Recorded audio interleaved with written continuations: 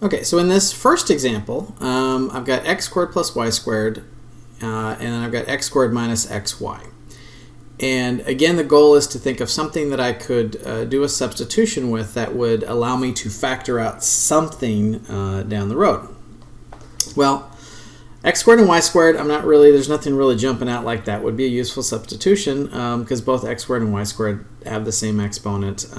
But that second expression, x squared minus xy, it looks like there's something here, that term right there, that I can play with that would give me some sort of freedom to eventually create something I can factor out. So, and I know it's got to be something where I want to square it. So I'm going to go with this substitution. I'm going to say let's let y equal u times x. Now u, just as a quick clarifier here, u is going to then be defined as y over x. So u is a function of y and x as we kind of go forward here. All right, so and because I'm replacing y with that expression ux, then I probably need to come up with something for dy. So dy is then going to equal, well, then I got to realize that u is a function technically in terms of y. So I can't just treat that u as a constant. I have to treat it as some sort of function in terms of y. So when I say u times x, that would be an application of the product rule. So dy then is u dx plus x du. Alright, so now I'm going to go back up into the original expression and just do a bunch of substituting. So I have x squared plus ux squared, and that's dx there, plus x squared minus x times ux, and then dy I'm going to replace with u dx plus x du, all of which still equals 0. And make sure I don't drop parentheses there because I'm trying to, the dy expression was times that whole x squared minus x ux. All right, so at this point we're just going to do a little bit of algebraic simplification. So multiply, simplify, see if anything combined like terms can occur. So x squared plus u squared x squared dx plus, let's see, and I'm just going to remind myself that this is actually ux squared. Alright, so I got x squared u dx plus x cubed du, and then I have minus u squared x squared dx, and then minus ux cubed du. Alright, so let's see, looks like there's some du terms and some dx terms that we can get together here. So if I combine like terms, I should end up with something like x squared plus ux squared dx plus x cubed minus ux cubed du.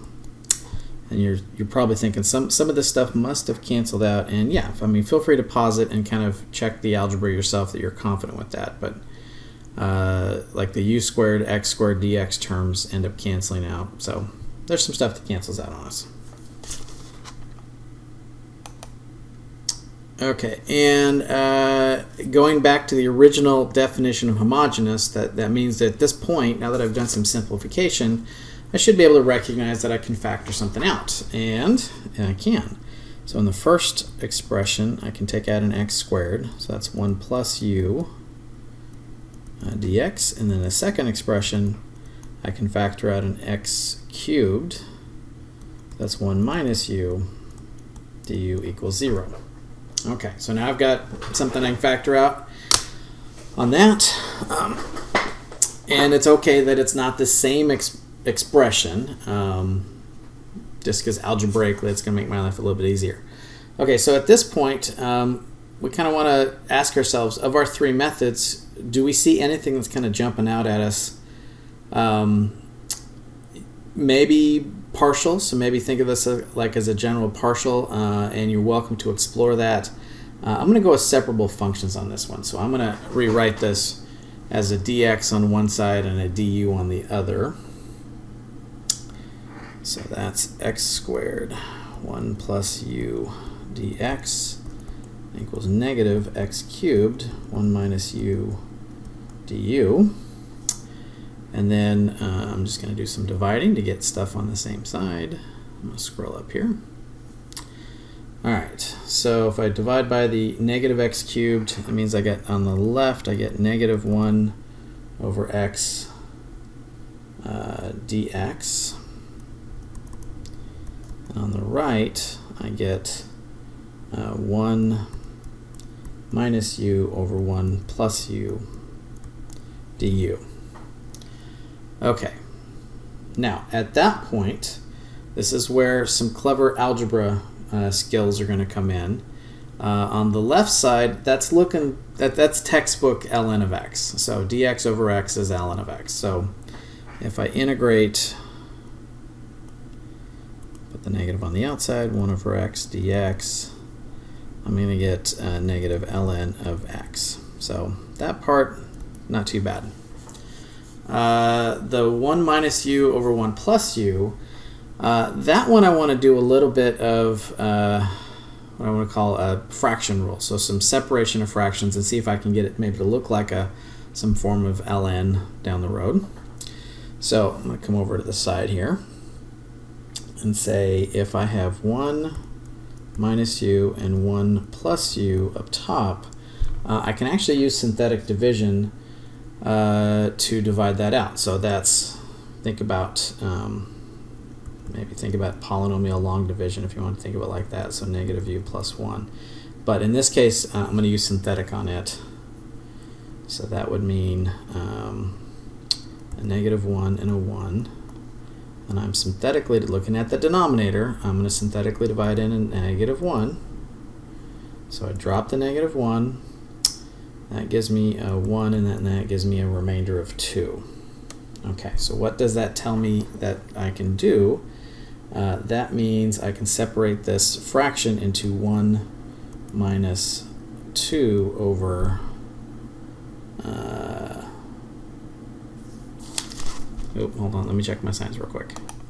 Okay, so that gives us a 2 over 1 plus u. All this is du. So if I want to integrate that,